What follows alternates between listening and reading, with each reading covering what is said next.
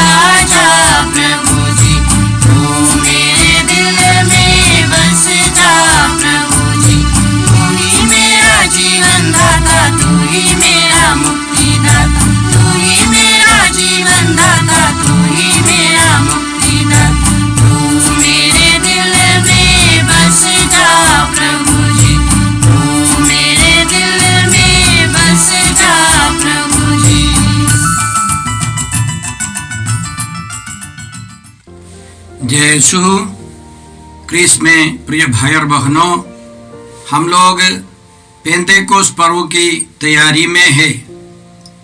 उसके पहले 3 दिन हम लोग सघन रूप से विशेष रूप से प्रार्थना करेंगे पवित्र आत्मा के अभिषेक के लिए।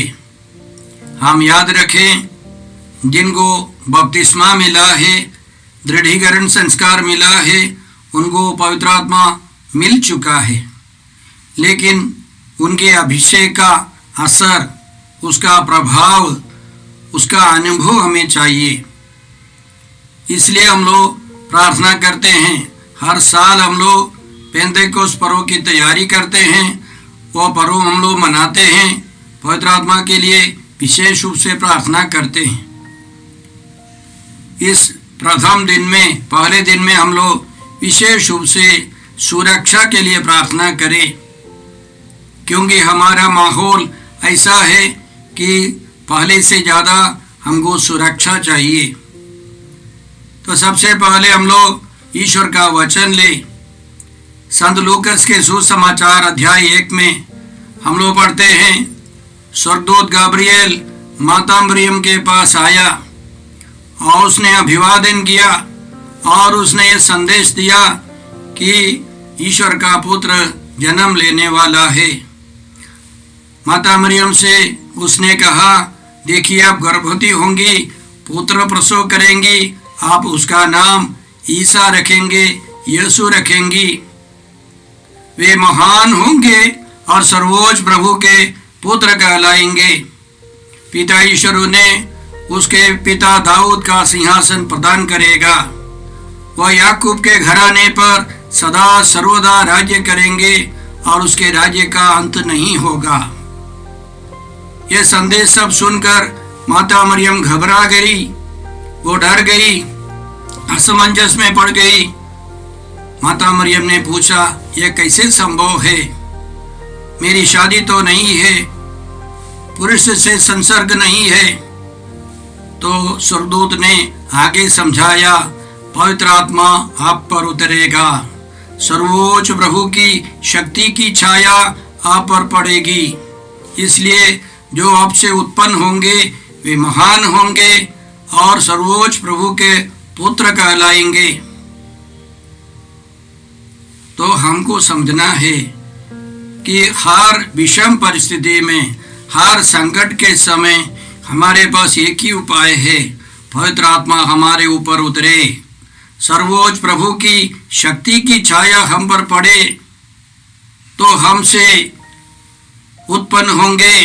प्रभु यीशु माने हमारी समस्या का समाधान होगा, दूसरा कोई उपाय नहीं है। हर विषम परिस्थिति में हमको पवित्र आत्मा चाहिए।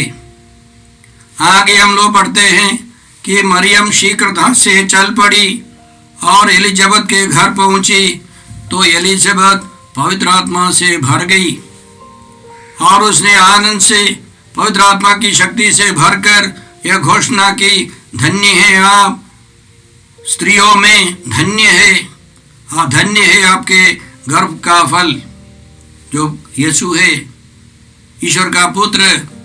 और वो साक्ष्य देती है, देखिए जैसे ही आपका अभिवादन मेरे कानों में पड़ा, मेरे गर्भ में बच्चा आनंद के मारे उछल पड़ा। याद रखें, उस परिवार में भी बच्चा नहीं था, एलिजाबेथ के बच्चे नहीं थे और उस विषम परिस्थिति में भी पवित्र आत्मा उस पर उतरा। विशेष ईश्वरीय शक्ति से वो गर्भवती हो गई थी और बालक यीशु ने उस बच्चे को भी पवित्र आत्मा से भर दिया, उसके पापों को मिटा दिया, आदि पाप को मिटा दिया और उसे पवित्र आत्मा से भर दिया। वो आनंद के मारे उछल पड़ा। तो हम लोग को समझना है, हमारी विषम परिस्थिति में विशेष करके एक तरफ हम लोग देखते हैं सारे संसार में करीब 210 देशों में लोग परेशान हैं बीमारी से, एक छोटे से कीटाणु से इतनी परेशानियां। कुछ दिन पहले हम लोग यात्रा में थे, एक व्यक्ति को एयरपोर्ट पहुंचाना था, भारी समस्या है, रास्ते पर पुलिस तो हमारी गाड़ी के सामने लिखकर सटाया था एयरपोर्ट ड्यूटी। तो आदमी हमसे बोल रहा है, इस छोटे कीटाणु से इतनी बड़ी समस्या, रास्ते पर कोई नहीं है, सारी दुकानें बंद। तो एक तरफ महामारी, करीब 210 देशों में महामारी, दूसरे तरफ हम लोग देखते हैं कि बहुत सारे लोगों के पास नौकरी नहीं है, पैसे नहीं है। कई लोग बेरोजगार होकर हमारे पास आते हैं, कोई काम दीजिए। आज एक सिस्टर ने दूर से फोन करके पूछा, कुछ आर्थिक सहायता कर सकते हैं? हम लोग गरीबों के बीच में खाना बांटते हैं, भोजन देते हैं, क्या आप कुछ सहायता कर सकते हैं? तीसरी तरह एक तरह महामारी, दूसरी तरफ हम लोग देखते हैं बेरोजगारी और गरीबी, भूखमरी। तीसरी तरफ हम लोग देखते हैं कि इस्राएल और हमास आतंकवादियों के बीच संघर्ष है, युद्ध चल रहा है, कई देश उसका सपोर्ट में है। झूठ मूठ के प्रचार हो, कुछ भी हो, बहुत नुकसान, मनुष्य की हत्या हो रही है, जान माल की हत्या या बर्बादी हो रही है, सब समाप्त करने के प्रयास में है, एक दूसरे को नष्ट करने के प्रयास में है। और चौथी तरफ हम लोग देखते हैं प्राकृतिक प्रकोप, भयंकर आंधी तूफान, बाढ़ आ गई है। तो चारों तरफ से हम लोग सुरक्षा के लिए तरसते हैं। याद रखें, इस दुनिया से जाने के पहले महापुरोहित यीशु मसीह ने पिता ईश्वर से प्रार्थना की, उनका मुख्य मुद्दा ये पिता ईश्वर उन्हें सुरक्षित रख। यीशु के शिष्य लोगों को, विश्वासियों को सुरक्षित रख। क्यों? ताकि वे हमारी तरफ, हमारे समान एक बन जाए। सुरक्षा केवल शरीर के लिए नहीं, एक समुदाय, एक कलीसिया, विश्वासियों का एक समुदाय जो एक प्राण हो, एक दल हो, एक दिल के हो। यीशु चाहते हैं कि हम सब सुरक्षित रहें। स्तोत्रकार ने स्तोत्र 34 में हम लोग पढ़ते हैं, स्तोत्रकार ने लिखा है, धर्मी विपत्तियों से घिरा रहता है किंतु उन सबों से प्रभु से छुड़ा देता है। स्तोत्र 1 पद संख्या 6 में हम लोग इस प्रकार पढ़ते हैं, प्रभु धर्मियों के मार्ग की रक्षा करता है, किंतु दुष्टों का मार्ग विनाश की ओर ले जाता है। प्रभु अपने भक्तों की रक्षा करता है। हम लोग कई जगह पर पढ़ते हैं बाइबल में, प्रभु धर्मियों के मार्ग की रक्षा करता है। लेकिन हमको धर्मी को प्रभु के साथ रहना है, प्रभु की आज्ञाओं का पालन करते हुए जीना है। हम लोग पढ़ते हैं स्तोत्र 105 में इस प्रकार पढ़ते हैं, पद संख्या 15 में ईश्वर कहता है, मेरे अभिषिक्तों पर हाथ नहीं लगाना, मेरे नबियों को कष्ट नहीं देना। प्रभु अपने भक्तों के मार्ग की रक्षा करता है। स्तोत्र 91 में हम लोग इस प्रकार पढ़ते हैं, तुम्हारा कोई अनिष्ट नहीं होगा, महामारी तुम्हारे घर के निकट नहीं आएगी, क्योंकि वह अपने दूतों को आदेश देगा कि तुम जहाँ कहीं भी जाओगे वे तुम्हारी रक्षा करें। वे तुम्हें अपने हाथों पर उठा लेंगे कि कहीं तुम्हारे पैरों को पत्थर से चोट न लगे। तुम सिंह और सांप को कुचलोगे, तुम बाघ और अजगर को पैरोंदले रौंदोगे। वह मेरा भक्त है, इसलिए मैं उसका उद्धार करूंगा। वह मेरा नाम जानता है, इसलिए मैं उसकी रक्षा करूंगा। यदि वह मेरी दुहाई देगा तो मैं उसकी सुनूंगा। तो हमें प्रभु के साथ रहना है, प्रभु की छत्र छाया में रहना है, प्रभु की आज्ञाओं का पालन करते हुए जीना है, तो प्रभु अपने भक्तों की रक्षा करता है। योएल नबी के द्वारा ईश्वर ने वादा किया था, मैं सब शरीरधारियों पर अपना आत्मा उतारूंगा। और इसी तरह हम लोग पढ़ते हैं, इसके बाद मैं सब शरीरधारियों पर अपना आत्मा उतारूंगा। अध्याय 3 पद संख्या 1 से, तुम्हारे पुत्र और पुत्रियां भविष्यवाणी करेंगे, तुम्हारे बड़े बूढ़े स्वप्न देखेंगे और तुम्हारे नवयुवकों को दिव्य दर्शन होंगे। उन दिनों में मैं दास दासियों पर भी अपना आत्मा उतारूंगा। मैं आकाश में और पृथ्वी पर ये चिन्ह प्रकट करूंगा, रक्त, अग्नि और धुएं के खंभे। प्रभु के महान तथा भयंकर दिन के आगमन के पहले सूर्य अंधकारमय और चंद्रमा रक्तमय हो जाएगा। जो प्रभु के नाम की दुहाई देंगे वे बच जाएंगे। पवित्र आत्मा हम सबों पर उतरेगा, हमको तरह तरह के वरदान पवित्र आत्मा देगा। लेकिन समस्या संकट आने पर हमको प्रभु के नाम की दुहाई देना है, प्रभु की स्तुति आराधना करनी है, प्रभु को बुलाना है। इन दिनों व्हाट्सएप के द्वारा, अन्य संचार माध्यमों के द्वारा बहुत सारी बातें कोरोना वायरस के बारे में, वो कैसे फैलता है, कैसे सुरक्षित रहना है, यह सब हम लोग सुनते हैं। या कुछ दिन पहले आतंकवादियों के चंगुल में पड़े रहने वाले लोगों को दिखाते हैं फोटो में, उनके हत्या हो रही है, समस्या है। लेकिन बिरले ही कोई बोलता है कि प्रभु के नाम की दुहाई करो, प्रार्थना करो।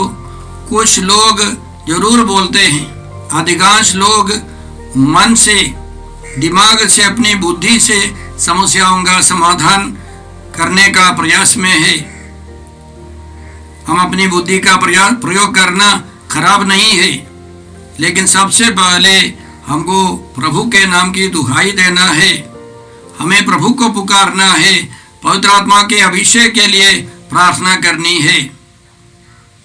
कुछ दिन पहले फादर मैथ्यू नाइक एम्बरम्बिल हमको फोन करके बोल रहे थे, पहले उनको प्रभु ने संदेश दिया, कोई भी समस्या हो, 10,000 के लिए, एक व्यक्ति की एक समस्या है तो 10,000 लोगों की समस्याओं के लिए प्रार्थना करो, उसी टाइप के। क्योंकि प्रभु ने बताया था कि पुराने व्यवस्था में दाऊद ने गोलियत को मार डाला। उसके बाद महिलाओं ने गीत गाया। साउल ने 1000 को मार डाला, दाऊद ने 10,000 को। तो प्रभु ने फादर को समझाया, कोई भी समस्या हो मध्यस्थ प्रार्थना करना 10,000 लोगों के लिए। एक शराबी सामने है, 10,000 शराबियों के लिए प्रार्थना करो। अब इस वायरस के संदर्भ में, महामारी के दौरान प्रभु ने उनको संदेश दिया, एक समस्या एक व्यक्ति के पास है तो ऐसे 1 लाख लोगों के लिए, उसी तरह की समस्या से गुजरने वाले 1 लाख लोगों के लिए प्रार्थना करो। तो फादर हमको समझा रहे थे कि आपके समुदाय में मान लीजिए 15 जन है तो 15 लाख लोगों के लिए प्रार्थना कीजिए कि उनको यीशु के पवित्र लहू के सागर में डुबा दे, पवित्र लहू से पवित्र कर दे, उनको पवित्र आत्मा से भर दे, पवित्र आत्मा से संचालित कर दे। ऐसे समझाने वाले बहुत कम है। कई लोग बोलेंगे पुरोहित लोग सब इसी तरह मर रहे हैं, मास्क पहनना है, मास्क की कमी से हो सकता है, लेकिन बिरले ही कोई आध्यात्मिक नेता या डॉक्टर लोग हमको समझाते हैं कि सबसे पहले हम लोग प्रभु को पुकारे, पवित्र आत्मा हमारे ऊपर उतरे, सर्वोच्च प्रभु की शक्ति की छाया हम पर पड़े, हमसे पवित्र आत्मा की शक्ति से यीशु कार्यरत रहे, यीशु समस्याओं का समाधान करे। यह जरूरी है। या आतंकवादियों के चंगुल में पड़ने वाले यदि यीशु का नाम लेकर पुकारते, यीशु को बुलाते, पवित्र आत्मा को बुलाते, मैं विश्वास करता हूँ बड़ा बड़ा चमत्कार होगा। आतंकवादी के मन में मन परिवर्तन होगा। आदिम गलीसिया में जो लोग विश्वासी थे, मरने के लिए जाते वक्त, मृत्यु की ओर जाते वक्त प्रभु का नाम लेकर, दुहाई देकर, स्तुति करके आगे बढ़े और उनके हत्यारे को विश्वास का वरदान मिलता है। तो इस विषम परिस्थिति में माता मरियम के सामने एक समस्या थी, तो स्वर्गदूत ने उसका समाधान बताया, पवित्र आत्मा आपके ऊपर उतरेगा, सर्वोच्च प्रभु की शक्ति की छाया आप पर पड़ेगी। तो उसी तरह हम लोग प्रार्थना करें, सारी मानव जाति पर, सभी लोगों पर, सभी विश्वासी और विश्वासियों पर पवित्र आत्मा उतरे, सर्वोच्च प्रभु की शक्ति की छाया पड़े और हम आगे बढ़े, सुरक्षित निकले। जो प्रभु के नाम की दुहाई देगा वही बचेगा। आने वाले दिन और भयंकर होगा यदि हम पवित्र आत्मा को नहीं बुलाते। भाई और बहनों, इस पेंतेकोस्त पर्व की तैयारी के अवसर पर हम सुरक्षा के लिए प्रार्थना करते हैं। शारीरिक, मानसिक और आध्यात्मिक तौर पर हम सुरक्षित रहें।